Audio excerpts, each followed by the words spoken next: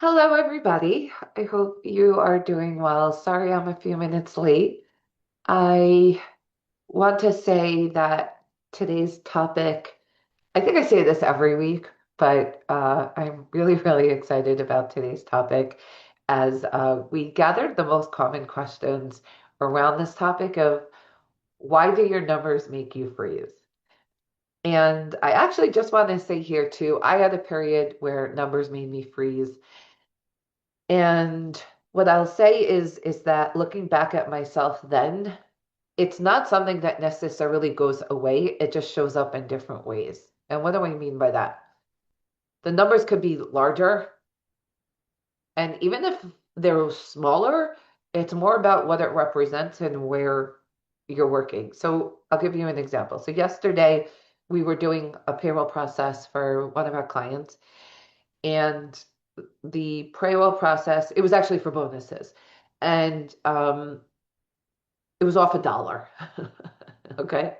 It was off $1. And when my teammate come on, she was like, "Hey, Margot, it was off $1." And she was like, "It's making me crazy." And we went through it or whatever, and the dollar was still there. So you can imagine bothering the owner around $1 was kind of like a little bit nuts. But it was a matter of, was somebody getting underpaid $1? Where was it coming from? And all of these things. So what I want to say is like automatically we just have to notice where our body shows up and take it from there. So most often triggers are fight, flight, freeze, and fawn around this. And when finances feel unsafe, it's like you thought it was clear, but it just goes away. And when finances feel safe, action becomes natural. So if that dollar wasn't off, we would have just processed it and everything would have been fine. But it started to feel unsafe because we were kind of like in this freeze because we were like, should we process it? Should we not? And all those things. And sometimes just in the field yourself, also, you just want this to happen. So, how are trauma responses showing up? There's panic after decisions, there's avoidance after structure is introduced, over explaining or people pleasing around money. I mean, who's done that? I know I haven't. Sometimes I can still. Freezing when numbers appear and wanting to control or disappearing. So I can tell you myself, I've been in these shoes, and now it's almost it's like I'm like, bring it on. Because what happens is that the clarity is what happens after that, and we look forward to where we're going and not the situation that we're in. So did you ever hear the phrase of kind of like be do have, not have be do? Meaning be the person, have what you want, and then it'll show up. If we're waiting for it to show up, it's not when it's going to happen.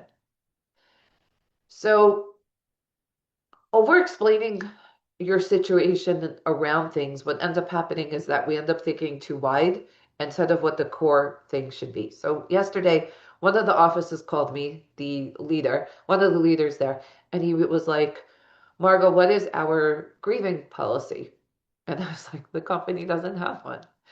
And he was like, "What do you mean? How could it be? It's like totally natural when these things happen." I was like, "It's just not how the company operates right now to have one."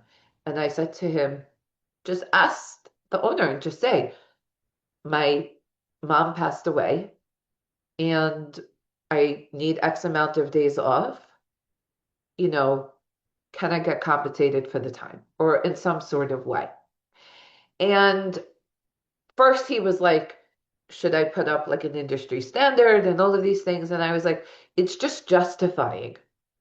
When this comes back into our money around things, I don't know if you heard me explain this example before, but paying a full credit card bill at the end of the month at a point for me was a lot. When I first started buying when after my divorce, when I bought my a house on my own, even that mortgage was obviously like the word a lot comes to mind. So what I did was I broke it down. I paid it every 2 weeks. And when I say this to say, and I cheer myself on every time I pay it. And I say this to say is that sometimes we just need to break down the steps so that it shows up how we want, but we still get paid the bill on time. What we don't want to happen is that we work into justification. We start to listen to our soul and what our gut checks are telling us to do is what's right. And at the same time, like when we have panic or fear, we just see what's happening in the body and really attend to it instead of ignoring it. Fight is over controlling, questioning everything. Flight, avoiding, delaying, and ghosting. I see that a lot in mental health owners is the ghosting. Freeze, shutting down, and indecision. It's kind of like, I don't know, I don't know, I don't know, I don't know what to do. Let me ask my husband, my spouse, my this, my that. And then end up you're even going to people who's never been in this situation. It's kind of like your safety zone, almost like to get out of a situation and not make a decision. Agreeing without clarity, fear of disappointing. So this is a big thing is that you don't want to disappoint somebody, so you just say yes. Ever feel like that? I know I've done it years ago, and sometimes I do it because it's also like it may be fun, but it's also kind of like choosing your battles. And sometimes around money, it really depends on the situation too. So we just have to learn what we could accept and our own levels of tolerance. Common questions I get asked about money and safety. Why did I panic after I signed or committed, even though I wanted the support? Ooh. Why does structure make me anxious instead of being relieved? I find a lot of clients want the structure, and then when they get the structure, they're like, I don't know if I could do that. I don't know if I could keep up. How do I know if my avoidance is trauma related or just procrastination? Who cares? If you're avoiding and it's something important to you, we just got to deal with it. It doesn't really matter the label. But the thing is like this is what's happening, and this is what gets us into like this whole head game. Why do I over explain or people please around money decisions? Because we're not really comfortable with our decision. So we need somebody to actually say you're doing the right thing. How do I build a financial system that doesn't trigger my nervous system? Whew. I could go on and on about this one. You didn't have a financial system, so your nervous system has to get used to it across the way. And it's not going to just happen, it happens over time. And then as your stakes and your kingdom of where you're building in your business gets bigger or it gets weaker, depending on where it's going in business, is where all of this stability is going to happen in your nervous system. But when you start to listen to your body more, is where the stability is going to happen. Unless you take those times to feel what's happening inside and actually embody it and listen to it, you're never going to have a stable nervous system to make grounded money decisions. So, how do you make money feel safer? Predictable routines. So, you plan ahead and you think things through. Clear expectations. So, I'll give you an example. I'm in the middle of a transaction now, and I had to transact with a lawyer. And he told me completely last minute is that the fee that I paid wasn't included him appearing. And I was like, what do you mean? It's a fairly large purchase.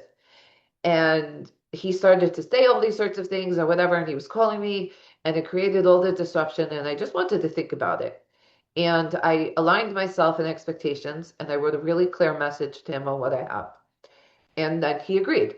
I was like, I'm taking out the noise and making this feel safer with the person that it aligns with my nervous system, my realistic expectations, and where I want to go. So gentle structure, because like you sit with yourself and you really know what you need to do. And I hear this a lot. It's kind of like, what do I need to know? Tell me everything I need to know about accounting. It's kind of like, what do I need to know about therapy? You're not going to know everything. It's what's the best for you to know at the time. Support without judgment, right? You have to see other people's support as not judgment. It's basically, it's what you asked for. So I was on with a client, I forgot when it was. I think it was Monday afternoon.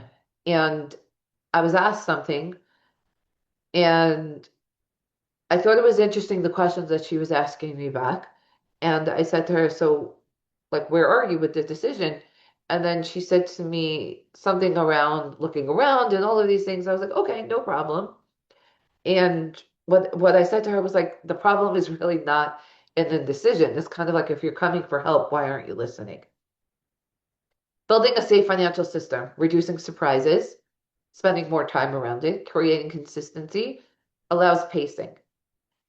It's not a race, finances. It's a journey, and it's where you are on it. Supports decision making and meets your nervous system where it is. So if you're completely nervous about money and need help around everything, you have to make sense. It has to make sense that we're going to need to spend more time. And I also say this is a good time to add in, this is where coming to school, where it teaches you the skills and it's built on tools and education as a learning platform to meet you where you're at as a more in-depth way of operating a business. Why this changes everything: when finances feel safe, you get to move quicker. As a therapist, decisions feel clearer. They just feel like no nonsense. Follow through increases, avoidance decreases, and confidence grows. There's just so much aligned. It's kind of like seeing the templates of all the things come together. Let's create safety with your numbers, build trust with your finances, and build a more confident practice. So I invite you for a call with me. I also invite you to join our school platform. And there we come together on Fridays. I bring guest speakers. I talk about specific, different, in-depth topics around building the business. A lot of it comes from people, DMing me on topics, stuff that I see running from practice owners. And then I put in there's more and more tools that we're building to put in, which I'm really, really excited about. So year end is here. I invite you to think about what you're really looking for. It was really nice. Last night I was on with a partnership, and he led us to believe it was only him. And then when I got on the screen, there was three partners, which I was really, really shocked, but happily surprised. So it was nice to see all of the partners together. So there's so many parts of this with knowing the numbers. And they each had something to say that was valid, and they're each a third in the decision.